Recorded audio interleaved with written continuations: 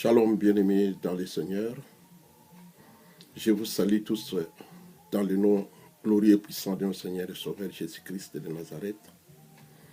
Pour ceux qui ne me connaissent pas, je suis le pasteur Apocalypse de l'église Sion d'Israël. Avant d'abord de commencer le message, je salue d'abord mon père que j'aime beaucoup, le révérend apôtre qui est aussi là où se trouve. Que le Seigneur lui bénisse et lui fortifie.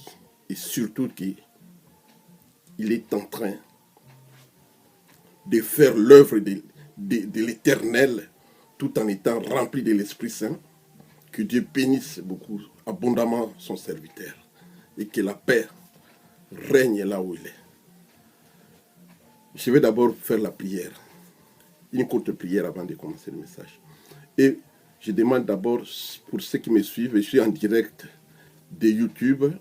Si vous pouvez appuyer sur subscribe, vous allez me suivre en direct. Appuyez, je vous attends, appuyez sur subscribe. Vous allez me suivre en direct de YouTube. C'est parti. Prions. Seigneur éternel, notre Dieu, nous te bénissons, nous te rendons grâce. Éternel des armées. Nous recommandons ce message aussi entre tes saintes mains pour que tu utilises ton serviteur comme un instrument entre tes saintes mains et que tu puisses graver aussi la parole dans le cœur de tous ceux qui vont les suivre. Facilite-nous surtout la mise en pratique de ta parole. Je le demande au nom de Jésus-Christ de Nazareth. Amen. Je commence d'abord par les thèmes. Je vous annonce d'abord les thèmes. Les thèmes s'intitulent « La direction du Saint-Esprit et la volonté de Dieu ». Je vais parler sur la direction du Saint-Esprit et la volonté de Dieu. Le Saint-Esprit, nous le savons, nous tous, nous les chrétiens, puisque je vais m'adresser plus précisément à nous les chrétiens.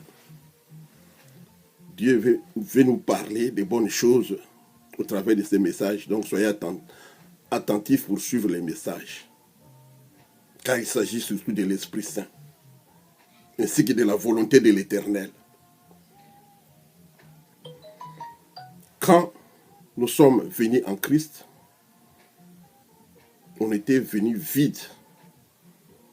Quand le Seigneur nous a reçus, nous avons reçu d'abord le baptême de Jean-Baptiste, ensuite le baptême du Saint-Esprit par le Seigneur Jésus-Christ. Donc, les chrétiens, nous les chrétiens, nous sommes dotés du Saint-Esprit. Le Saint-Esprit qui est en nous, c'est un homme, c'est un homme, c'est une personne, c'est la troisième personne de la divinité de Dieu. Car l'Éternel, notre Dieu, est tripartite. Il y a le Père, le Fils et le Saint-Esprit. Le Saint-Esprit, c'est lui qui est en nous aujourd'hui. C'est lui que Christ a mis à notre disposition pour nous conduire pendant notre séjour ici sur la terre. Jusqu'à ce qu'il vienne nous chercher. Et le Saint-Esprit est avec nous éternellement. Vous voyez que c'est un grand ami, le Saint-Esprit. Beaucoup de chrétiens ignorent sa présence. Voilà pourquoi nous souffrons. Voilà pourquoi aujourd'hui nous avons tant de problèmes que nous n'arrivons pas à résoudre. Pourquoi? Puisque nous avons abandonné le Saint-Esprit. Nous ne voulons plus consulter le Saint-Esprit. Nous marchons selon notre volonté. Nous faisons tout selon notre volonté. Alors que ce n'est pas pour en vain que Christ l'a mis à notre disposition. Ce n'est pas pour en vain qu'il l'a placé en nous. C'est pour nous permettre, c'est pour nous permettre de bien marcher sur la terre, car c'est lui qui connaît la terre. C'est lui qui est Dieu. En lui, nous avons tout. La connaissance, la sagesse et l'intelligence. C'est lui qui nous donne des dons spirituels. Mais il est négligé par l'Église, qui est corps de Christ.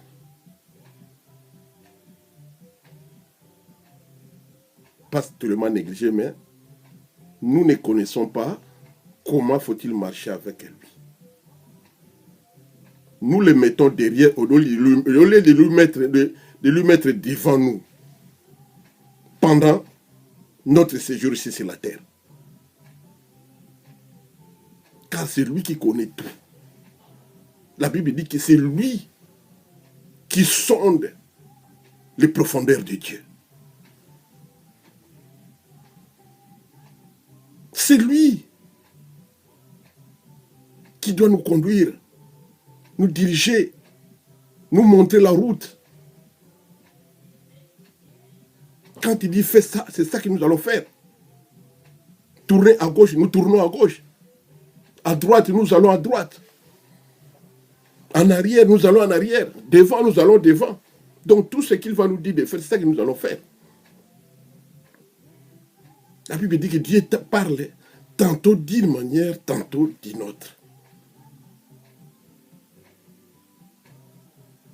Mais alors, nous ne faisons pas attention quand Dieu nous parle.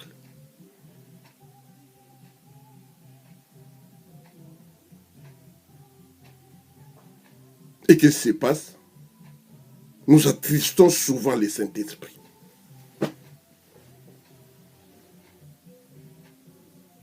Alors que c'est lui qui connaît Dieu. Nous ne connaissons pas Dieu. Qui a déjà vu Dieu? Lui, il a déjà vu Dieu, il connaît Dieu, le Saint-Esprit. C'est lui qui va nous montrer l'éternel. C'est lui qui va nous conduire vers l'éternel. Nous ne pouvons plus marcher, nous ne pouvons pas marcher ici sur la terre par notre propre volonté. Nous ne pouvons jamais agir selon notre volonté. Nos sentiments, nos sensations, nous pouvons les abandonner pour lui permettre de nous conduire. Laissons à lui la direction. C'est ça que Dieu veut. À partir d'aujourd'hui, de ce message, nous allons commencer à considérer sa présence partout où nous sommes, dans tous les lieux où nous sommes, partout où nous voulons partir, partout, dans tout ce que nous allons faire et entreprendre. Et nous verrons combien sera les résultats. Voilà pourquoi je te demande de suivre les messages jusqu'au bout, jusqu'à la fin. La Bible dit que mieux vaut le commencement d'une chose que sa fin. Mieux vaut la fin d'une chose que son commencement, c'est ça. Donc mieux vaut la fin d'une chose que son commencement. Donc quand tu suis les messages, parfois Dieu va te parler. Il va te parler vers la fin. Mais comme toi, tu es toujours pressé, tu n'as pas la patience. Voilà pourquoi tu n'écoutes pas quand les Saint-Esprit te parlent. Tu es toujours pressé pour aller dans tes affaires, dans tes besoins. Bon. Je te dis que Dieu peut te parler vers la fin de ce message. Voilà pourquoi suivez le message jusqu'à la fin. Les enfants d'Israël, quand ils étaient sortis de l'Égypte pour aller à la terre promise, ils étaient conduits par qui? Ce n'est pas par l'Éternel. Qui les avait fait sortir? Ce n'était pas l'Éternel. Quand ils étaient sortis, l'Éternel s'est présenté devant eux comme une colonne de nuée. Et ils étaient derrière. Ils suivaient cette colonne puisqu'ils ne connaissaient pas la route. Arrivés devant la mer Rouge, Ils ne savaient quoi faire. Mais pourtant, la colonne de nuée était là. Et quand les Égyptiens venaient, qu'est-ce qui s'est passé la nuit là? La colonne de nuée était passée derrière les enfants d'Israël pour projeter les ténèbres dans les camps des Égyptiens. Ils étaient plongés tous dans les ténèbres. Devant, là où étaient les enfants d'Israël, c'était la lumière.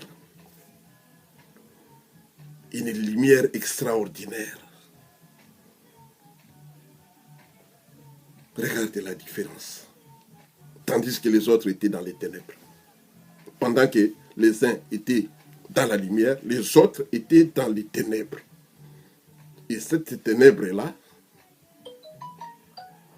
ne leur permettait même pas d'avancer vers les enfants d'Israël, car ils ne voyaient rien. Ils ne voyaient rien. Quelqu'un qui est à 0 mètre de toi, tu ne peux pas le voir. Tu ne peux pas les toucher ni l'apercevoir. Mais eux, ils se voyaient. Il y avait la lumière dans leur camp.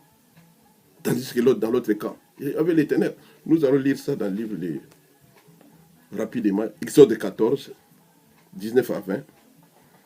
Exode 14, 19 à 20. Je vais lire ça au nom de Jésus-Christ de Nazareth. Exode 14, 19 à 20. La Bible dit ceci. Je vais lire ça au nom de Jésus de Nazareth. L'ange de Dieu qui allait devant les camps d'Israël partit et alla derrière eux. La colonne de nuée qui le précédait partit et s'éteint derrière eux. Verset 20. Elle se plaça entre le camp des Égyptiens et le camp d'Israël. Cette nuée était ténébreuse d'un côté et de l'autre, elle éclairait la nuit. Et de l'autre, elle éclairait la nuit, oui. Et les deux, quand n'approchèrent point l'un de l'autre pendant toute la nuit. Parole du Seigneur. C'est ça que je viens d'expliquer. Donc, Dieu, il est grand. Dieu, c'est lui qui a créé ce monde. Que personne ne vous trompe. Tout ce qui se déroule ici sur la terre, c'est bien contrôlé par Dieu. Personne n'est égal à Dieu. Personne ne lui est égal. Égal plutôt. Il est au-dessus de tout. Il commande les cieux et dirige la terre. Voilà. Qu'est-ce qui s'est passé après? Dieu avait tracé un chemin au milieu de la mer pour sauver son peuple et pour faire périr l'ennemi de son peuple. Regardez les choses que Dieu fait en faveur de son peuple. Aujourd'hui aussi, nous avons les mêmes problèmes, nous les chrétiens. Nous avons les mêmes problèmes que Israël avait. Pendant que nous parlons, toute la terre se trouve dans les ténèbres. Voilà pourquoi les gens sont enfermés dans des maisons. Il y a les ténèbres. Spirituellement, quand tu pries, Dieu va te montrer. Moi, Dieu m'avait montré. Mais les ténèbres là, ça y est dans leur camp. Les ténèbres est dans le camp des païens, des satanistes, des occultistes, des magiciens, de tous les ennemis de Dieu. Donc les ennemis de Dieu sont maintenant dans les ténèbres. Voilà pourquoi ils ont suspendu des vols. Ils ont suspendu tout, puisqu'ils sont dans les ténèbres. Mais, dans les camps des chrétiens, chez nous, nous avons la lumière. Le Saint-Esprit qui est en nous, nous les chrétiens, le Saint-Esprit qui est en toi, toi qui me regardes, c'est lui qui est en train de t'éclairer. C'est lui qui est en train d'éclairer ta maison. Leurs maisons sont dans les ténèbres maintenant. Mais la maison des chrétiens, je dis bien, se trouve dans la lumière. C'est pareil comme c'était les jours-là, devant la mer Rouge. Les chrétiens, pourquoi vous vous plaignez? Pourquoi vous vous lamentez? Pourquoi vous êtes troublés? Parce que vous ne voulez pas considérer le Saint-Esprit. Parce que vous ne voulez pas, vous n'avez pas confiance à l'Esprit Saint. Mais moi, le Seigneur m'a parlé la nuit. Il m'a dit, dis ça à mon peuple. Dis-leur que je suis avec eux. Je suis avec vous. L'Éternel dit, le Seigneur, je suis avec vous. Christ avait dit, mais pourtant je leur avais dit que je suis avec vous tous les jours jusqu'à la fin des temps. Moi, je ne fais que transmettre le message. Il nous avait laissé le message là-bas. Une grande promesse que je suis avec vous, vous les chrétiens. Dieu est en train de me dire, je suis avec vous. Je ne vous ai pas abandonné. Je ne vous ai pas délaissé. Je suis fidèle, moi, Jésus-Christ de Nazareth. Je vous avais promis que je serai avec vous tous les jours, jusqu'à la fin des temps. Mais comment vous vous inquiétez? Comment vous vous alarmez? Comment vous avez des soucis? Comment vous avez perdu la paix? Vous devenez comme les enfants d'Israël quand ils se sont retrouvés devant la mer Rouge. Pourquoi? C'est puisque vous n'avez pas confiance à mon esprit qui se trouve en vous. Vous ne voulez pas l'écouter. Quand vous priez, vous prenez une décision. L'essentiel pour vous, d'exposer, de présenter votre demande à Dieu, et puis vous avez la solution. De vous-même, vous avez la solution. Ce n'est pas comme ça que nous devons marcher avec le Saint-Esprit. Quand il prie, bien-aimé dans le Seigneur, quand il prie, il faut avoir la patience. Car le Dieu que nous servons, c'est un Dieu qui est vivant. C'est un Dieu qui parle. C'est un Dieu qui écoute. Quand il prie, il écoute. Et quand il écoute, il te répond. Mais nous, quand nous parlons, comme nous voulons beaucoup parler aussi, après terminer, nous n'avons pas le temps d'écouter maintenant la réponse de Dieu. C'est ça les défauts. Les défauts des chrétiens, c'est ça. Même dans les églises, c'est pareil. Dieu m'a dit que je parle parfois. Moi, je parle tantôt d'une manière, tantôt d'une autre. Parfois, je parle, je m'adresse à vos sœurs qui sont avec vous dans l'église. Vous ne leur permettez pas de transmettre mon message. Vous ne voulez pas qu'elles vous parlent. Vous les empêchez de parler. Parfois, je parle au milieu de vous. Je parle à mes serviteurs. Parfois, je parle à mes frères. Mais vous ne faites pas attention. C'est ça. manque d'attention, on rate beaucoup de choses. On commet beaucoup d'erreurs par manque d'attention. Puisque nous faisons des choses selon notre volonté et non selon la volonté de Dieu. Nous ne considérons même pas la volonté de Dieu. Parfois, le Saint-Esprit te dit que tu vas à gauche, toi tu vas à droite. Quand le Saint-Esprit va te dire que tu vas à droite, toi tu vas à gauche.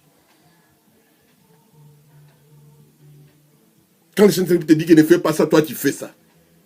Quand quelqu'un te dit qu'il fait ça, toi tu ne fais pas. Pourquoi?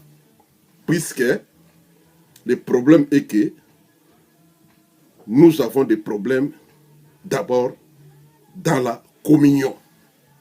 Notre communion n'est pas parfaite avec Dieu. Donc nous avons, le problème de communion, nous les chrétiens. 2, nous avons le problème de la communication avec l'Éternel. Quand tu n'as pas la communion parfaite avec Dieu, c'est difficile d'être en communication avec le Seigneur. Ça coupe la communication. Donc la manque de communion coupe la communication avec Dieu. Voilà pourquoi c'est le moment de réparer maintenant ta communion avec l'Éternel. Une communion parfaite.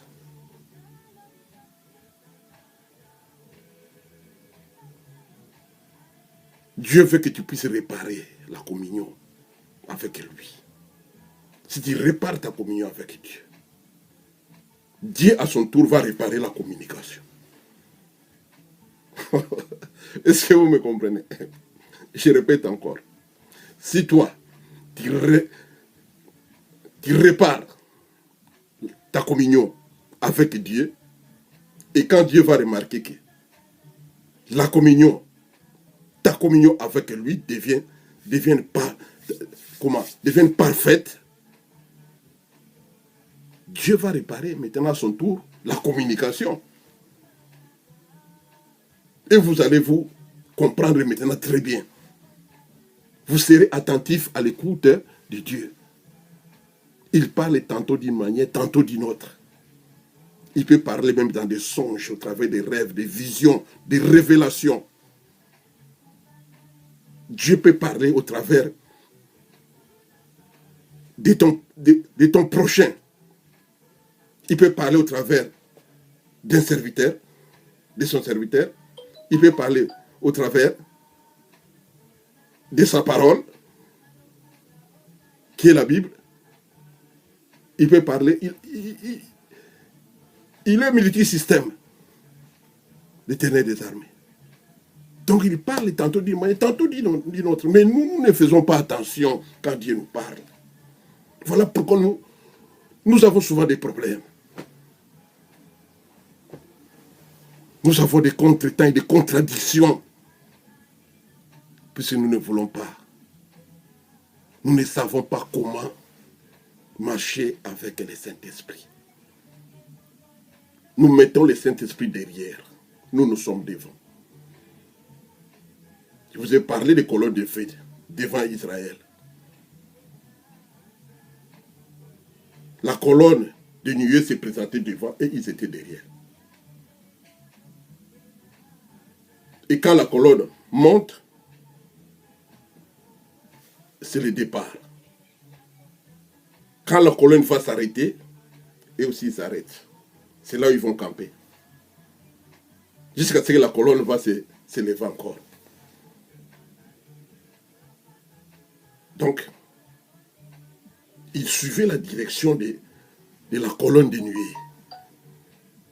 Et la nuit, ils étaient éclairés par la colonne de feu. C'est comme ça qu'ils marchent les enfants de Dieu. Nous les chrétiens, c'est comme ça que nous devons marcher. Nous devons mettre le Saint-Esprit devant et nous sommes derrière. Nous suivons le Saint-Esprit derrière. Nakolanda Yesu. Nakolanda Yesu. Le Saint-Esprit doit être devant. Si tu le mets derrière, tu es perdu. Tu es perdu. Tu vas dire que mais j'ai pris comment je n'arrive pas à avoir des solutions? Mais écoutez, je vais t'expliquer, bien aimé. La Bible dit, nous ne connaissons pas prier. Celui qui connaît prier, c'est lui, le Saint-Esprit. C'est lui qui connaît prier.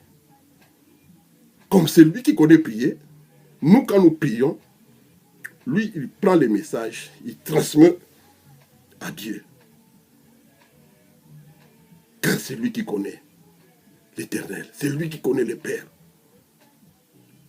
Il connaît. Nous allons lire ça rapidement. Comment la Bible nous dit. Dans les livres d'Éphésiens chapitre 4, versets 30 à 32. Éphésiens chapitre 4, versets 30 à 32. Je vais lire ça dans le nom de Jésus-Christ. Éphésiens chapitre 4, versets 30 à 32. La Bible dit ceci. Attristés par le Saint-Esprit, n'attristez pas le Saint-Esprit de Dieu, par lequel vous avez été scellés pour les jours de la rédemption. N'attristez pas le Saint-Esprit de Dieu, par lequel vous avez été scellés depuis les jours de la rédemption. Nous sommes scellés de l'Esprit Saint de Dieu depuis les jours de la rédemption, depuis les jours de notre rachat, quand Christ nous avait rachetés. Nous avons le Saint-Esprit avec nous. Nous devons les considérer bien-aimés. Nous devons marcher selon sa volonté et non selon la nôtre. Nous devons vivre selon sa volonté. Donc notre vie quotidienne doit être conduite et dirigée par le Saint-Esprit. Marchons dans la volonté de Dieu. Nous allons voir la gloire du Seigneur. Ne négligez plus à partir d'aujourd'hui la présence du Saint-Esprit en toi et sa conduite. Verset 31. Que toute amertume, toute animosité, toute colère, toute clameur, toute calomnie et toute espèce de méchanceté disparaissent du milieu de vous. Verset 32. Soyez bons les uns envers les autres, compatissants,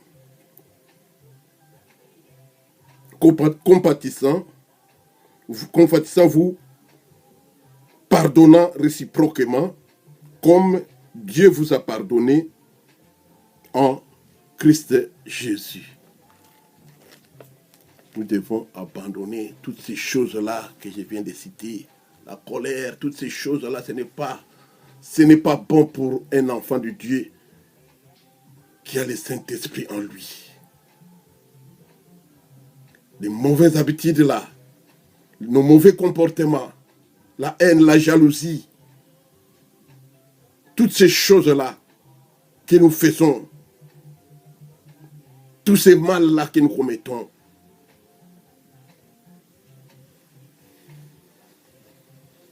c'est ça qui fait que nous brisons la communion avec l'Esprit Saint. Nous brisons notre communion avec le Saint-Esprit. Quand nous brisons la communion avec Dieu, cela veut dire que nous brisons aussi la communion avec le Saint-Esprit. Donc nous attristons le Saint-Esprit de temps en temps que nous commettons des fautes. Il est triste. Et quand il est triste, il ne va pas se manifester. Quand le Saint-Esprit est triste, il ne se manifeste pas. C'est ça. Donc, bien-aimés dans le Seigneur, nous devons faire très attention, surtout avec l'Esprit Saint. Nous devons faire très attention à cause de lui. Nous devons bien marcher quand nous allons reprendre les choses. Nous devons changer notre façon de marcher, notre façon de vivre, notre façon de concevoir les choses, notre façon de voir ce monde. Nous devons tout abandonner, les plaisirs, les désirs de ce monde. Ce sont des choses qui sont vanité, des vanités. Ça ne nous rapporte rien. Au contraire, ça nous sépare de Dieu. Ça gaspille notre communion avec l'Éternel. La Bible dit que nous ne connaissons pas prier. Nous ne connaissons pas prier, mais le Saint-Esprit, c'est lui qui connaît prier. C'est lui qui connaît prier. Romains chapitre 8, versets 26 à 27. Romains chapitre 8, 26 à 27. Je vais lire ça au nom de Jésus-Christ de Nazareth. Romains chapitre 8, 26 à 27 nous dit ceci. Romains chapitre 8, 26 à 27. De même ainsi, l'Esprit nous aide dans notre faiblesse, car nous ne savons pas ce qu'il convient de demander dans nos prières. L'Esprit nous aide dans nos prières, puisque nous ne savons pas qu'est-ce qu'il faut demander dans nos prières. C'est comme ça que nous dit la Bible. C'est le Saint-Esprit qui nous aide dans nos prières. Gardons la communion avec Dieu pour qu'il puisse continuer à nous aider dans nos prières. Sans la communion avec Dieu, lui, il est attristé. Il ne peut pas nous aider dans nos prières. Pourquoi? Puisqu'il est triste. Évitons de l'attrister. Gardons la communion parfaite avec l'Éternel. Je vous en prie, bien-aimés. Mais l'Esprit lui-même intercède par des soupirs inexprimables. L'Esprit, il intercède en notre faveur. Il intercède pour nous avec des paroles inexprimables, la parole que tu ne peux même pas exprimer. Je vous ai dit qu'il sonde la profondeur de Dieu. Et c'est lui qui connaît bien Dieu. Il connaît parler à Dieu. Il connaît comment convaincre l'Éternel, notre Dieu. Toi, tu parles, tu pries, tu ne connais même pas prier. Tu ne connais pas prier. Bien, il faut que ce message puisse faire qu'à ce que tu puisses grandir. Tu entres dans la maturité spirituelle. Car depuis que tu es à l'église, depuis que tu avais reçu le Saint-Esprit, tu n'es que bébé spirituel. Tu ne grandis pas. Dieu ne veut pas comme ça. Dieu n'est pas content. Il veut que tu puisses grandir. Que tu puisses arriver à la maturité spirituelle. Tu ne connais pas prier. C'est lui, le Saint-Esprit, qui connaît prier. Garde la communion avec Dieu pour lui faciliter de te faire grandir et de t'amener à la maturité spirituelle. Quitte l'étape là de bébé spirituel. Regarde quand tu pries. Tu ne connais même pas prier. C'est comme ça qu'il dit. Tu ne connais pas prier. Tu parles en langue. Les dons des langues, c'est lui qui donne les dons des langues. On ne force pas les dons des langues. C'est lui qui donne tous les dons du Saint-Esprit. On ne force pas la langue. La langue que tu parles là, Romboro Karanda, Romboro Karanda, tu ne fais que répéter le même mot. Moi, le Seigneur, le Saint-Esprit m'avait donné le don de discernement des langues. Donc quand quelqu'un parle la langue, j'écoute. Je connais ce qu'il est en train de dire. Quand un bébé spirituel parle aussi en langue, je connais que c'est un bébé spirituel. Puisque les bébés spirituels répètent seulement les mêmes mots. Comme les bébés là. Vous voyez les bébés là? Les bébés. Les bébés, nos bébés là. Quand ils parlent, ils commencent à parler là. Quand il apprend à parler. Parfois toute la journée, il est là, le bébé parle. Il fait que ça dépend. Hein? Il fait que répéter le même mot. La langue là que vous parlez, il faut faire très attention. C'est la langue de bébé. Bon, je ne peux pas dire que vous faites très attention, c'est normal. Puisque vous êtes encore un bébé spirituel, c'est comme ça que vous apprenez à parler en langue. Celui qui parle la langue, il ne peut pas répéter le même mot. Je vous donne l'exemple. La langue là avait commencé le jour de Pentecôte. Vous pouvez lire dans les livres des Actes des Apôtres chapitre 2. Lisez là-bas, vous allez comprendre. Quand le Saint-Esprit était descendu, les disciples qui étaient là, ils avaient reçu le Saint-Esprit, ils étaient baptisés de l'Esprit Saint, ils parlaient tous en langue. Et les étrangers qui étaient venus à Jérusalem ce jour-là, ils écoutaient comme s'ils parlaient dans leur patois. Les autres écoutaient, ah, mais ils parlent en Aoussa. Oh, l'autre là, il parle Kinyarwanda. Oh, il y a celui-là qui parle Kinyarwanda. Celui-là, il parle ma langue là. Oh, oh. Donc, c'est ça de parler la langue. Ce n'est pas répéter le seul mot que vous répétez là. Ça, c'est être un bébé spirituel. Le bébé spirituel répète, si vous faites confiance à Dieu, vous gardez la communion avec l'Éternel, le Saint-Esprit, je vous dis la vérité à partir d'aujourd'hui, faites ça. Et vous allez voir comment le Saint-Esprit va vous donner le don de parler la langue. Ça sera différent. Différent avec la langue là que les autres parlent là. La langue que les magiciens parlent là. Les serviteurs magiciens là. Il faut que répéter les mots. Rendo Kambaroka, Rendo Kabaroyoka, Yendo Kabaro. Mais c'est quoi que tu... Demande-lui, qu'est-ce que toi tu es en train de dire? Il ne connaît pas même pas ce qu'il dit. C'est pareil à un bébé. Quand un bébé commence à faire des demande au bébé là, qu'est-ce qu'il est en train de dire? Le bébé ne va pas t'expliquer. C'est pareil. Puisqu'il ne connaît pas ce qu'il est en train de dire. C'est pareillement. Il prend parfois 30 minutes. Regarde comment. Ça, c'est une distraction. Il faut distraire les enfants de Dieu. 30 minutes, vous êtes là, à parler seulement. 30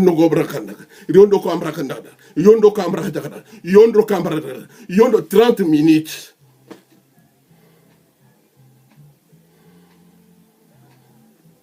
Pourquoi? Puisque ce sont des bébés spirituels. Si tu entends quelqu'un il parle comme ça, ne t'en faites pas, c'est un bébé spirituel. Il a besoin de grandir. Et quand il va grandir, quand il aura la maturité spirituelle, il va commencer à parler la langue que parlaient les disciples. Les disciples, les jours-là, qu'ils avaient reçu le baptême du Saint-Esprit. Quand ils étaient tous remplis du Saint-Esprit. Une langue merveilleuse. C'est ça la langue qui se parle au ciel là-bas. Ce n'est pas ce que vous apprenez là. Vous ne pouvez pas apprendre à quelqu'un à parler en langue. Non. La langue là que nous parlons, c'est la langue de Dieu. On n'apprend pas ça. C'est le Saint-Esprit qui donne ces dons-là de parler en langue. C'est écrit dans la Bible. Vous pouvez lire ça là-bas. Dans le livre de Romains, chapitre 12. C'est écrit là-bas. Actes des Apôtres, chapitre 2. Les apôtres, quand ils avaient reçu... oh, Jésus de Nazareth. Quand ils avaient reçu le Saint-Esprit. Mais si tu es là, si tu es là, tu les écoutes en train de parler, tu seras content de les écouter. Les uns parlent en Swahili, les autres en Chiluba, les autres en Kikongo. Mais ce ne sont pas les Bakongo, ce ne sont pas les Swahili, ce ne sont pas les tétés là. Mais ils parlaient là, des tétés là comme ça. Sans quand un tété là, il écoute, il dit oh, mais celui-là, c'est un Gabonais, comment il parle ma langue là. C'est comme ça. C'est ça le don de parler là. Voilà, nous devons grandir, c'est tout.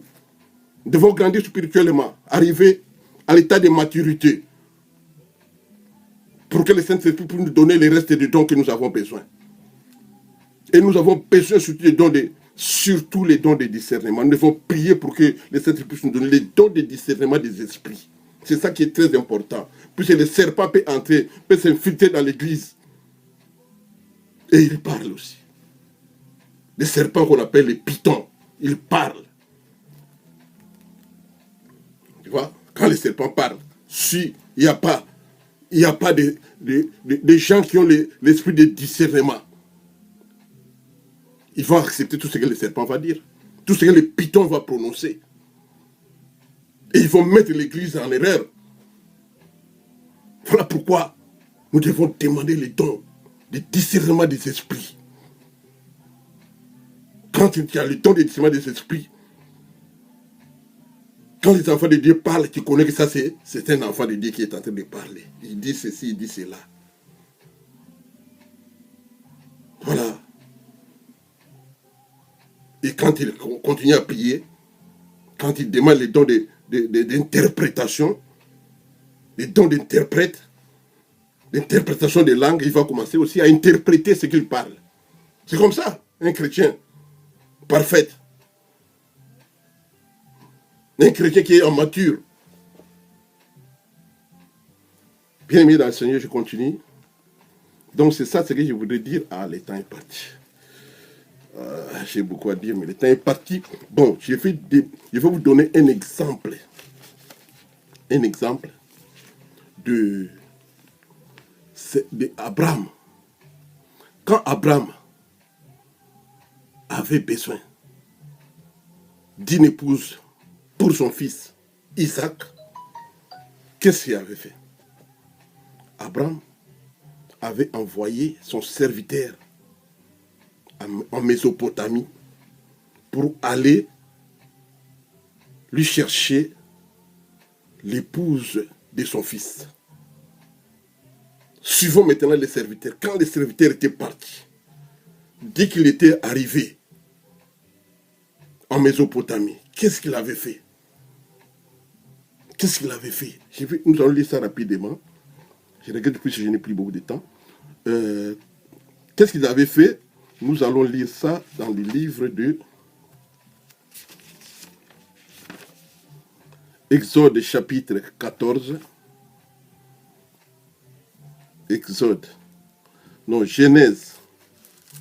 Genèse chapitre 24, verset 12. Genèse 24, verset 12. Je vais lire ça rapidement, verset 12 à 14. Et il dit, Éternel Dieu de mon Seigneur Abraham, fais-moi, je te prie, rencontrer aujourd'hui ce que je désire et use de bonté envers mon Seigneur Abraham.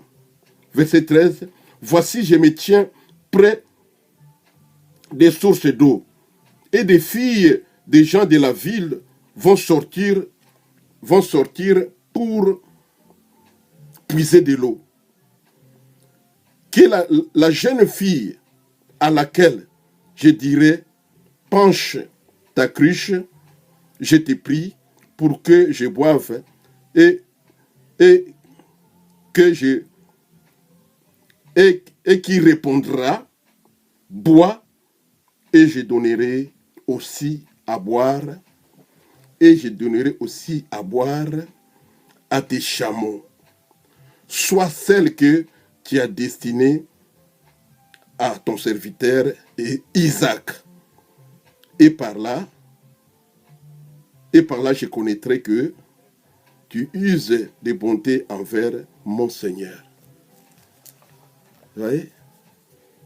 Le serviteur, il avait pris au moins 10 chameaux avec lui pour aller à la recherche de l'épouse d'Isaac. Quand les serviteurs étaient arrivés à Mésopotamie, à côté d'un puits, et comme c'était le soir, ils savaient que souvent, les femmes viennent puiser de l'eau le soir-là. Qu'est-ce qu'il avait fait? Il a fait d'abord sa prière. Il s'est mis à genoux, il a commencé à prier. Il a dit à Dieu, il a demandé un signe à Dieu. Il a dit à l'Éternel, fais-moi réussir ce voyage, Seigneur. Je voudrais que, quand ces femmes-là viendront pour puiser de l'eau, celle que je vais demander à boire, et qu'elle accepterait de me donner de l'eau, ainsi que de faire boire au chameau que j'ai amené ici, je saurai que c'est celle-là qui est l'épouse d'Isaac. Voilà, c'était comme ça, c'était sa prière. Il a demandé des signes dans sa prière. Dieu, il répond. Dieu répond dans nos prières. Voilà pourquoi je dis que C'est puisque nous ne faisons pas attention. À partir de maintenant, nous devons commencer à faire des signes aussi, nous, et de faire attention. Mais quand les femmes là commençaient à venir à puiser de l'eau, d'abord, quand ils priaient là, ils n'avaient pas fini à prier. Et il y a eu une fille qui venait là, qui s'appelait Rebecca, qui venait pour aller puiser de l'eau. Quand elle a pris la cruche, elle a mis de l'eau, lui s'est précipité vers Rebecca en lui demandant, est-ce que tu peux me donner aussi à boire? Oui, mon Seigneur. Prenez de l'eau, buvez. Oh, l'Éternel des armées. Il a pris de l'eau, il a bu. Ensuite, il a remis la cruche à Rebecca. Et qu'est-ce qui va se passer? Rebecca va se précipiter pour aller prendre encore de l'eau pour faire boire à tous les chameaux qui étaient avec lui. Les serviteurs étaient dans la joie. Il avait compris qu'il a réussi son voyage. Pourquoi puisque Dieu l'a répondu? Mais c'est comme ça qu'on marche avec Dieu. C'est comme ça que nous devons marcher avec le Saint-Esprit. Tu veux voyager, prie. Donne des signes, demande des signes. Je voudrais voir ces signes-là. Tu voulais faire quelque chose, tu as un projet. Demande d'abord à Dieu. Et puis les signes, il faut mettre des signes qui vont te prouver que Dieu, c'est la volonté de Dieu. Si ce n'est pas la volonté de Dieu, tu vas laisser cet homme, ce serviteur d'Abraham. Il avait compris que c'est la volonté de Dieu. Donc il fallait prendre cette fille. C'est celle-là que Dieu avait préparée pour son serviteur Isaac. C'est comme ça qu'on marche avec Dieu. C'est comme ça que Dieu que nous voulons que nous puissions marcher avec lui. Pareillement, puisque le temps est parti, c'est pareillement à l'autre là aussi. À Gédéon. Vous connaissez bien l'histoire de Gédéon. La toison de Gédéon. Avec la rosée. Juge chapitre 6, verset 36 à 40. J'ai un problème de temps. Je ne peux pas lire ça. Vous pouvez lire ça à la maison. Juge chapitre 6, verset 36. Juge 6, 36 à 40. Du 36 à 40. Vous allez lire ça, vous allez voir que lui aussi, Gédéon, avant d'aller combattre les Madians, il avait demandé les signes à Dieu. Il avait dit que je vais prendre une toison. Je vais mettre ça sur le terrain. Et quand la rosée va descendre, si la toison est sec, je saurai que tu nous as, je vais triompher de ce combat avec les Madianites. Et puis, quand il avait fait ça, et c'était pareil, il avait glorifié Dieu le matin, il est venu, il a vu que oui, il y avait la rosée sur le terrain, mais la toison était sèche. Dieu, on est un signe, plus Dieu, ne t'en faites pas. Je voudrais encore un signe. Je voudrais maintenant demain, au lieu que la toison soit sec, que la toison soit mouillée, mais le terrain soit sec. C'était pareil, quand il est revenu, c'était le matin quand il est venu voir, il a vu que la toison était mouillée, et puis, quand il a pressé la toison, il y a toute une coupe qui était là remplie de l'eau. Il a dit que bon, le Seigneur nous a accordé la victoire, nous allons combattre maintenant. C'est là où il était parti. Donc toi aussi, dans tes prières, il faut donner les signes à Dieu. Tu veux te marier, donner à Dieu. Tu es en train de prier pour un jeune, pour ton mariage. Il faut dire à Dieu que quand je vais terminer le mariage, un jour après, je voudrais que tu me fasses un signe, que cet homme puisse m'appeler, que cette femme puisse m'appeler. Un jour après, pas deux, un jour seulement. C'est le signe, c'est comme ça. C'est l'exemple que j'ai donné. Donc il faut qu'il y ait des signes. Et puis tu verras que quand tu vas finir le jeûne, après 3 jours, 3 jours à sec ou 7 jours, tu verras qu'un jour après, cette personne va t'appeler au téléphone, tu vas dire que j'ai réussi, c'est ma femme, tu vas te prendre un mariage. C'est comme ça. Je ne veux plus beaucoup parler, plus c'est compte tenu des temps, il faut que j'arrête. Vraiment que l'Éternel vous bénisse, que le Seigneur vous bénisse, puisque vous avez compris comment nous devons faire pour marcher ensemble avec le Saint-Esprit. Comment nous devons le considérer à partir de maintenant. Nous devons compter sur lui. Compter sur Dieu, compter sur le Saint-Esprit. Abandonne-toi entre les mains de Dieu. Dieu est en train de faire de grandes choses pour toi, mais tu ne vois pas. Des signes, tu ne vois même pas. Il faut mettre des signes. Laissez ta volonté à côté. Christ, c'est le jour-là, quand il était sur le jardin d'Éden. Je vais terminer avec Christ. Quand il priait sur le jardin de Gethsemane plutôt, pas le jardin d'Éden. Sur le jardin de Gethsemane, Christ était là en train de prier. La Bible dit quand il priait, Christ avait dit, qu'est-ce qu'il avait dit à Dieu? Seigneur, Père, tu ne peux pas enlever cette coupe pour que je ne puisse pas la boire. Mais de toute façon, que ce soit ta volonté et non la mienne. Donc que ta volonté soit faite et non ma volonté. C'est comme ça que Christ avait dit. C'est là où il avait vu la sueur qui sortait de ses fronts était devenue comme les grumeaux de sang. Donc Dieu l'avait répondu que non, tu vas faire écouler seulement ton sang. Tu vas te sacrifier pour sauver mon peuple. C'est ça, c'est comme ça. Il faut demander la volonté de Dieu. Il ne faut pas prier avec tes sentiments là. Enlève tes sentiments dans la prière. Quand tu veux demander quelque chose, il faut laisser la volonté de Dieu te répondre. La volonté de Dieu agir sur toi. C'est par là où tu verras qu'il y aura des victoires de temps en temps. Et tu vas bien comprendre, tu vas bien marcher avec l'Éternel. Tu ne t'attendras plus. Tu n'iras plus ni à gauche ni à droite. Tu vas regarder seulement selon le Saint-Esprit. Tu vas marcher selon ce que le Saint-Esprit va te dire de faire. C'est ce que tu vas faire. Ta vie sera conduite par le Saint-Esprit. Toute ta vie. Ça va être conduit par le Saint-Esprit. Et tu vas marcher selon la volonté de Dieu. Tu vas faire tout ce que tu vas faire sur la terre selon seulement la volonté de Dieu. Tu ne pourras rien faire selon ta propre volonté. C'est comme ça qu'ils doivent marcher. Les chrétiens qui ont rempli de l'Esprit Saint. Les chrétiens qui ont le Saint-Esprit de Dieu en eux. Je m'arrête là. Que le Seigneur vous bénisse et qu'il vous augmente la sagesse et l'intelligence pour que vous puissiez mieux comprendre les Saintes Écritures. Que Dieu puisse vous ouvrir l'esprit pour que vous compreniez les Saintes Écritures. Car parfois Dieu parle dans les Saintes Écritures. Il nous répond au travers des Saintes Écritures.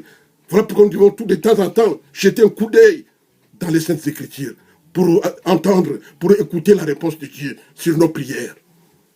Je m'arrête par là, que le Seigneur vous bénisse. Je vais prier rapidement pour vous. Seigneur éternel, notre Dieu, je recommande mes bien-aimés qui m'ont suivi maintenant entre tes saintes mains, pour que tu puisses ouvrir leur esprit, afin qu'ils puissent comprendre bien les Saintes Écritures, qu'ils puissent comprendre, qu'ils puissent avoir la crainte de l'Éternel. Mettez la crainte de l'Éternel entre leurs cœurs, Seigneur Jésus. Père, enlève l'esprit de distraction. Seigneur éternel, Père, conduis, dirige ton peuple, au nom de Jésus-Christ de Nazareth. Remplis-les de l'Esprit Saint. Qu'ils abandonnent leur volonté et qu'ils fassent seulement ta volonté. Au nom de Christ et Jésus. Que ta volonté soit faite dans chaque problème et dans toute chose, petit ou grand, que nous allons entreprendre au nom de Jésus-Christ de Nazareth. Ce n'est que ta volonté qui peut nous conduire pendant le reste des temps que nous sommes ici sur la terre. Au nom glorieux puissant de notre Seigneur Sauveur Jésus-Christ de Jésus, priez. Amen. Amen. Amen, peuple de Dieu, que le Seigneur vous fortifie et vous bénisse.